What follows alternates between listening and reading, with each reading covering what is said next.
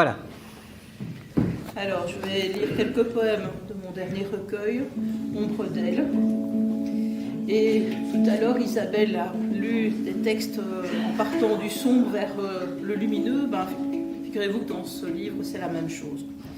Mais je ne vais pas choisir des choses nécessairement négatives pour commencer. Le premier texte que j'ai choisi s'intitule « Bleu ». Au bleu de la nuit, au froissement d'étoffe, tu roules ton cœur d'échymose. Dehors pleure sans cesse la pluie. Ces bleus qui s'épuisent et s'amenuisent avant de se nuire. Ces bleus au cœur maintenu, ces bleus tatoués sur ta peau, à flanc de couteau, à couper jusqu'à la ligne de faille, ces bleus de l'épreuve avant la nuit. Cette symphonie de ta retenue encore, cette beauté à flanc de coteau, à couper la ligne de crête avant le regard de coquelicot, avant la poésie de l'instant. Alors, cette ligne d'horizon ténue, nue entre ciel et terre, ces bleus de l'épure, ces bleus qui se poussent, ces bleus qui s'épousent.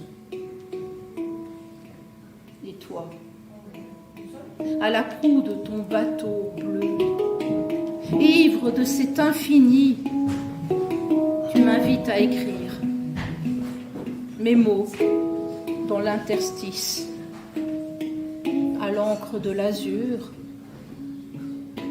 mon cœur bleu de toi, ton cœur bleu de moi. Maintenant, au pendant de l'amour.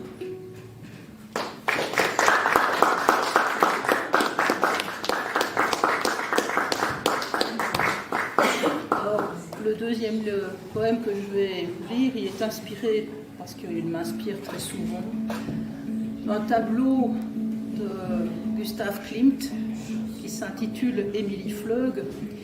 Et maintenant vous le savez, je ne sais pas si vous voyez un peu le tableau.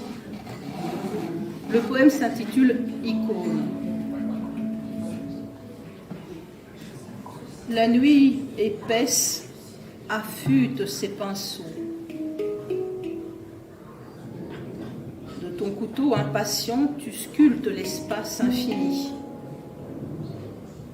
Puis, avec une tendresse inouïe, sur sa peau nue, il sue ses grains bleus. Des encres mobiles et profondes.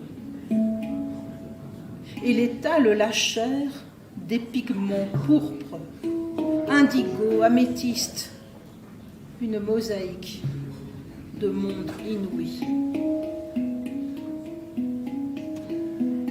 Et tout autour de son corps, il dessine une mandorle d'or bleu. Elle devient une icône byzantine. La fièvre l'anime et l'agite. Il sent se dresser et danser tout l'Orient en lui. Des perles stellaires, des comètes, il orne sa robe ajustée. Puis dans ce creux d'aile qu'il chérit, par petites touches subtiles, il dépose sa lumière unique. Alors, elle est là, sa silhouette de liane, vibrante sous la soie.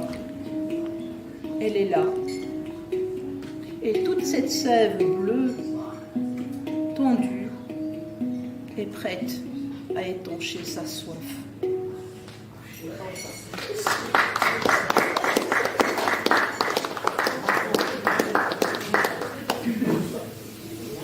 dans les bleus avec les deux textes. Cette fois-ci, je pense qu'il n'y a plus de bleu, mais je ne suis pas sûre. Le titre, c'est « Au-delà de la clôture ». J'ouvre la clôture. D'abord, l'embellie. Un baiser de confidence.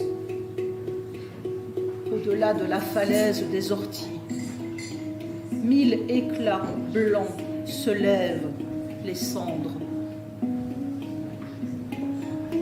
Auprès de l'étang calme, les troncs avalent des couteaux et des cœurs se dessinent dans leur craquelure. En notes cristallines des abeilles étoilent l'annie aux merveilles. Les métamorphoses sont osées. Une candide aigrette, mouillée, et la blessure est chatouillée.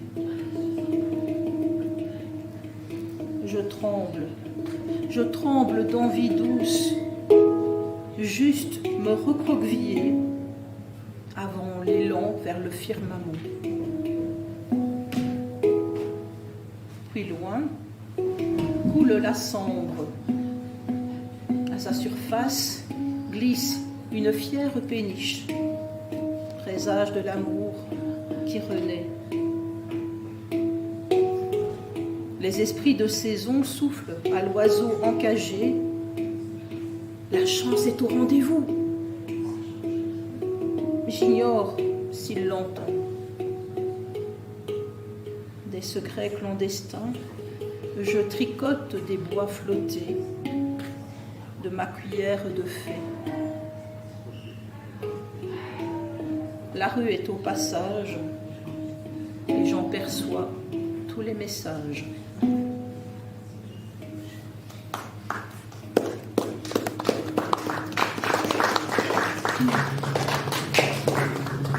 Et je vais terminer par le dernier poème de mon recueil, Ombre d'elle.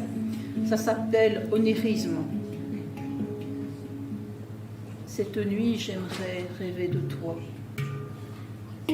Apeuré de la beauté de ta pupille et du bonheur de ta peau.